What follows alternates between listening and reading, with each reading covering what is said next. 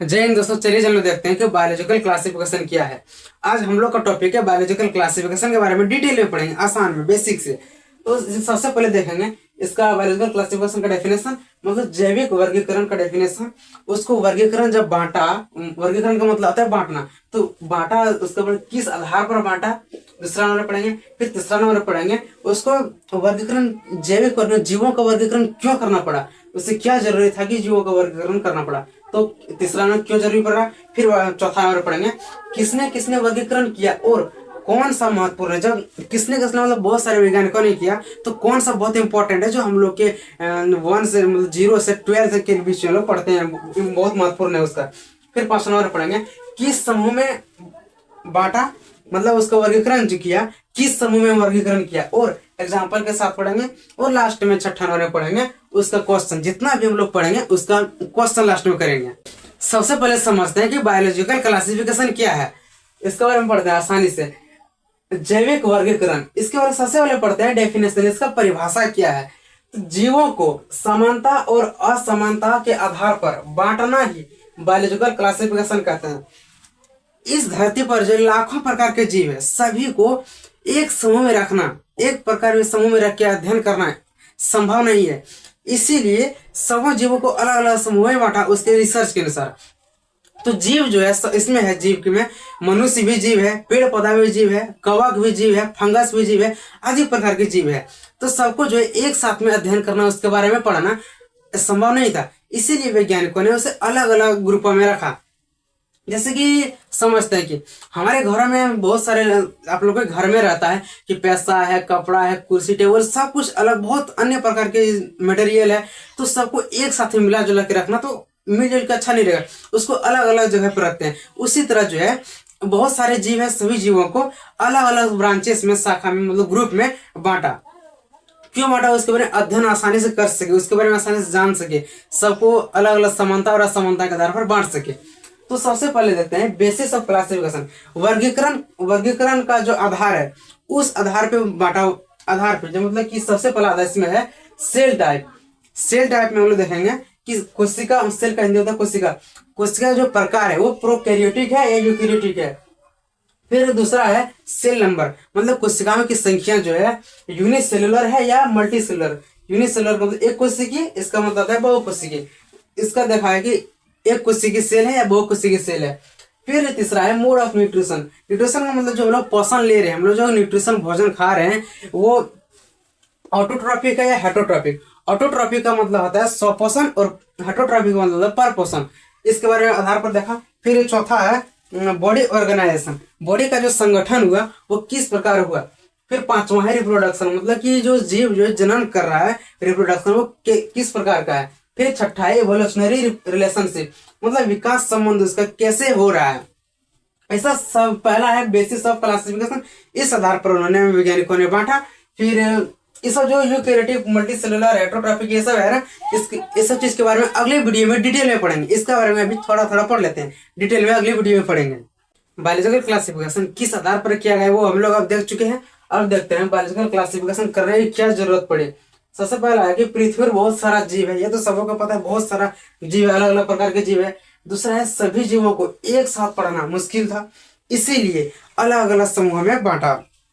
तीसरा है सही पहचान करना, मतलब हर जीव को सही से पहचान करने के लिए अलग अलग ग्रुपों में रखना बहुत जरूरी होता है।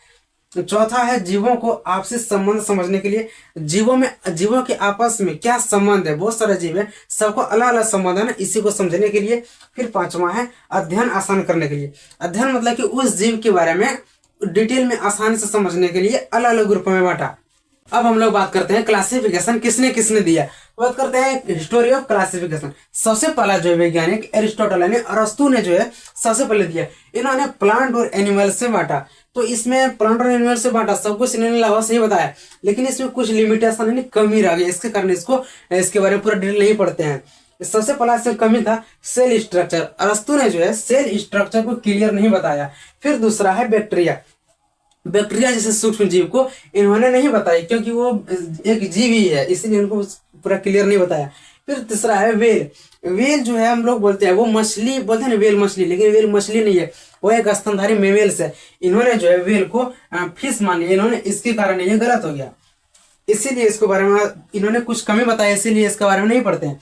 फिर दूसरा है कार्लस लिनियस वैज्ञानिक आया, इन्होंने भी सब कुछ सही बताया, लेकिन इन्होंने भी कुछ कमी बताया, लिमिटेशन इससे भी कुछ था। इन्होंने जो है फंगस जीव को प्लांटिक किंगडम में रख दिया, प्लांट नहीं प्लांटिक किंगडम में रख दिया। इन्होंने बैक्टीरिया जैसे सूक्ष्म जीव को गलत जगत में रख दिया, सही जगत में नहीं रखा। इन्होंने प्रोकैरियोटिक और यूकैरियोटिक सेल को इन्होंने इसका अंतर नहीं किया, इसीलिए इसके बारे में डिस्कस नहीं करेंगे। इसके में समझाने के लिए कार्लस लिनियस इसके बारे में बताया, लेकिन इसका बात डिस्कस नहीं करते हैं। तो इन्होंने ये तो सब कुछ सही दिया, लेकिन इसे बहुत इंपॉर्टेंट चीज है कि फादर ऑफ टैक्सोनॉमी, टैक्सोनॉमी के जनक कौन है? Carolus Linnaeus. ये जो है बहुत इंपॉर्टेंट है, बीबीआई है, बीबीआई है, वेरी वेरी इंपॉर्टेंट है।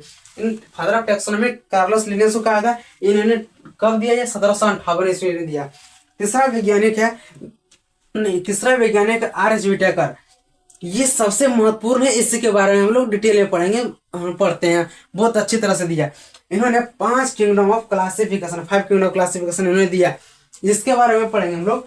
इसमें हम आता है Monera, protista, fungi, Plantae, Animalia, ये सब 5 किंगडम इन्होंने दिया, इसके बारे में डिटेल में पढ़ेंगे। और दिया 3 किंगडम ऑफ क्लासिफिकेशन भी दिया, 6 किंगडम ऑफ क्लासिफिकेशन दिया, वो सब के बारे में हम लोग डिटेल में नहीं पढ़ते, वो हायर लेवल में चला जाता है।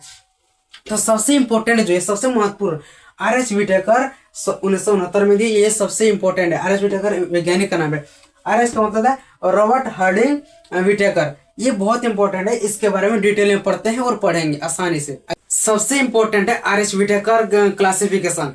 इन्होंने जो आर.एच. व्हिटेकर ने 1969 ईस्वी में क्लासिफिकेशन दिया, 5 kingdom of classification R H. Whittaker ने दिया।